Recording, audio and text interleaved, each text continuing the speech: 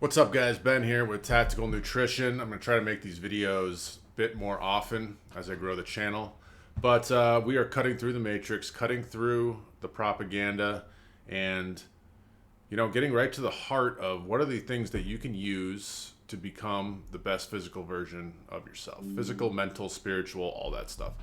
And so this is an important topic for diabetics today. People trying to lose weight. And that is insulin resistance. It's a term that I'm sure most people have heard. If you are type 2 diabetic, which is reversible, by the way, and you go to the doctor, they may tell you have insulin resistance. They may, test your, GLP. I can't really remember. No. Maybe it is. I don't know. I haven't been to the doctor in a long time, so some of the stuff escapes me, but they're going to test your blood sugar levels to see if they're within a normal range. And so what insulin resistance is this. You have to understand that your body, I'm going to explain what insulin is, what insulin resistance is, what insulin sensitivity is, and then how you can modify it through your lifestyle and some other interesting facts along the way. So, essentially, what insulin does is it tells your body to take blood or sugar out of the blood and shuttle it into the tissues around your body so it can use it as fuel. It also can cause nutrients to be absorbed into the tissues, so there are some positives to insulin. Now, type 1 diabetics, I've met people that don't know the difference, and it baffles me, but type 1 diabetics are people that are born and they're like unable to create insulin. Usually because for some reason their body attacked their pancreas, which is where insulin's made, and so basically destroyed their own pancreas. So if you get your pancreas removed as well, I don't know why you would, but that's where most insulin is created.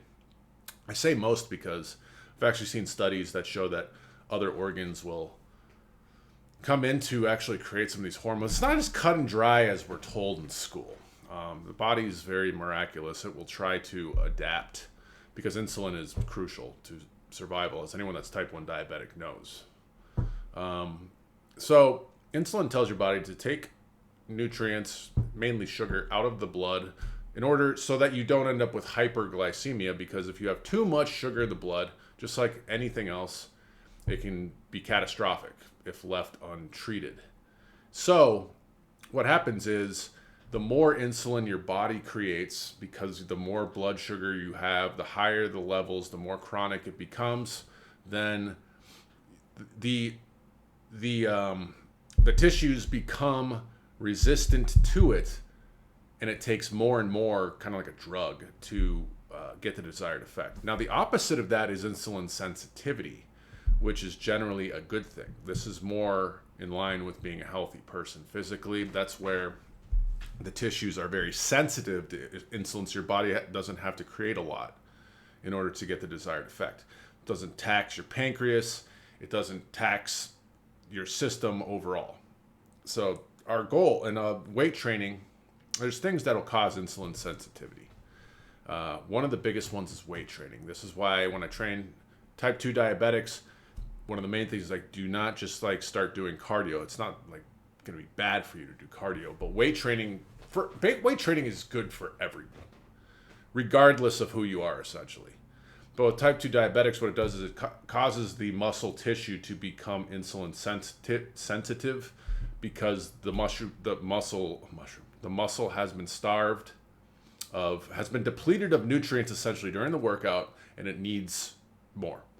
And needs sugar for fuel, and so insulin sensitivity becomes, and the more insulin sensitive your different tissues are, fat tissue, muscle tissue, whatever it is, the easier it is to control your blood sugar, right? So insulin resistance is the complete opposite. Now, what causes insulin resistance? To put it plainly, crappy high sugar foods that are chronically taken in. Now, here's a little fact. This will put things in perspective. for how much sugar people are actually consuming, myself included. I mean, but I can't remember the exact study, but it's about 100 years ago. Despite what our schools and medical will tell you, people were very healthy about 100 years ago. Yes, there was less, there was more poverty, maybe less sanitation, things of that nature, but people in general were very lean. Like overweight and obesity was essentially unheard of. Obesity for sure was unheard of. If you saw someone obese on the street back in 1920, people would probably rush over and be like, what can we do to help? It'd be like an emergency. But they're consuming about 5 grams of processed sugar per day. Processed sugar. It's different than like sugar in a natural food, like a fruit or sugar cane or something like that. Processed sugar. And, that was like back when like Coca-Cola was like, it was a delicacy, and the bottle was like probably a third of the size of normal. And like every once in a while you'd be like, oh, I'm going to have a Coke. And it wasn't horrible for you because you were having it like a couple times a week. You weren't drinking 5 of them a day. So 5 grams of processed sugar, just to put things in perspective. 1 bottle of soda, 1 bottle of Coke has about 70, I think it's like 72 grams of sugar. All right. I think a can of Coke is somewhere, it's probably about half of that. I think it pretty much is about half of that, about 35 to 40 grams of sugar. There's people that drink 5 sodas a day. So think if you're one of those people that drinks 5 sodas a day. It's 200 grams of sugar. Right then, you're consuming 40 times the amount of processed sugar that they used to. And that's just in the soda. It's not including if you have some candy. That's not including the sugar in your meals. That's not including the sugar in your processed foods. So people are routinely eating. It's not unheard of to people to eat 300 grams of sugar a day. At that point, you're eating 60 times what they used to eat. So this is the problem. This is why. It's really not that hard to understand. And our bodies are not used to this much sugar. They don't need this much sugar, definitely. And it makes it very hard to lose weight because when your body is insulin's a storage hormone, right? So we move past the problem. Now let's look at the solutions and why people have trouble losing weight in the gym. It's a storage hormone. It's telling your body to store things. So people go to the gym, they get on the treadmill, they wonder, and like I've seen people that get on the treadmill and they just don't lose any weight. They'll be on it for an hour a day, maybe like 5 times a week, making small changes to their nutrition, sometimes no changes, wondering why their body doesn't lose a pound. Sometimes they even continue to gain weight. Then the excuses come out, I'm getting older and blah, blah, blah. Doctors over there just ready to drug them up and give them that Lipitor. No, that's for cholesterol. Excuse me. What am I thinking of? Whatever. Can't remember the type 2 diabetes main drug off the top of my head. Metformin? I think so. So, they're waiting in the wings. And so oftentimes what I'll see is people, they'll eat the normal sugary kind of crappy meal and then go to the gym maybe an hour later. And your body is still it's in a high insulin state. So you're fighting yourself because when you're in the gym, your body's going to create more cortisol, which is breaking down tissue. This makes sense, right? Because from a physiological standpoint, the cortisol is causing your body is using more fuel, so it needs to release more fuel. So the cortisol is one of the things that does that. The glucagon and things like that as well.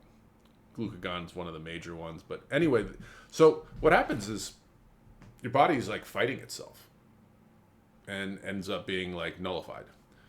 Your insulin levels are up, cortisol levels are up. They're negating each other. You end up not losing any weight. There's more to it than that, but that's basically what to know. So one reason to do weight training, the big difference between weight training and sitting there on the treadmill is that, again, like the type of fuel and the type of stress you put on your body makes a massive difference to the hormonal effect. So we want to create insulin sensitivity in, like, especially in the muscle. You don't want too much insulin sensitivity in the fat.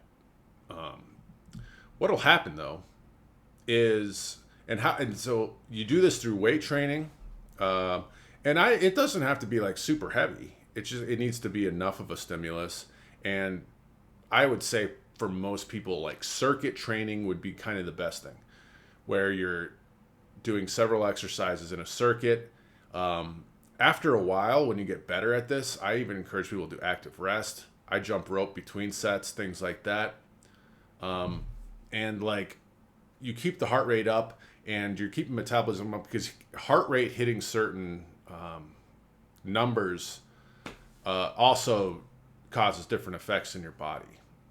The circuit training and the weight training also has an afterburn effect, where they've like measured like your VO2, but all it means is your metabolism remains elevated after the workout, and sometimes for several hours after the workout. So you're actually burning more fat like hours after the workout. So this is why weight training is the way to go. And again, it doesn't have to be super heavy like you're training for a strongman competition. But nutrition is key. Cutting out the processed crap. I mean, like, the simple stuff's got to go. You know, soda, excessive alcohol intake, even diet sodas, because they may not have any sugar in them, but people understand that artificial sweeteners, your body oftentimes will still raise insulin levels. It senses it as a sugar that your body can metabolize. So artificial sweeteners, people understand that it's still a carbohydrate, so your body can't metabolize and digest it. So you don't get the caloric effect, but your body still senses it. That's why they use these artificial sweeteners, right? In diet sodas and stuff. They say it's 0 calorie, but your body still, the hormones are still affected. So all that crap has to go. And it can be tough, you know. You're cutting out a lot of sugar is almost, it pretty much is like a drug. You're gonna have to go through, but small things. But cutting down the sugar, and this just means processed foods in general. You know, like, you know, if you get like, I used to get those like True Moo chocolate milks at a gas station or something. You know, it's like chocolate milk. It's crappy processed skim milk. All nutrition's gone. And there's like 90 grams of sugar in it. It's complete garbage. But people will be like, oh, it's just chocolate milk, you know? So you got to watch out. You really got to look at really got to read the food labels and figure out the nutrition. Preferably, like usual, hire a coach or a mentor, or find someone that can do some food journals. I do free food journals for people, and usually you can just see glaring problems right off the bat. So anyway, when you make the better nutrition choices and then you start adding in the weight training to create the insulin sensitivity, you will eventually bring your blood sugar levels back into normal ranges. And this is what we call reversing type 2 diabetes, which I'm not claiming to cure anything and blah, blah, blah. But you can lower the insulin resistance, create insulin sensitivity, lower your blood sugar levels. You're going to not have as many crashes throughout the day. You're going to have more stable energy. It's good for everything. Anyway, guys, I hope that kind of explains things. We'll talk about more in future videos, but I'm going to start to try to do these daily if I can, at least 5 days a week, maybe not all on every weekend, but comment below, like, subscribe, really helps the channel as it's growing. It's hard to organically grow on YouTube. I will see you guys in the next one. Peace out.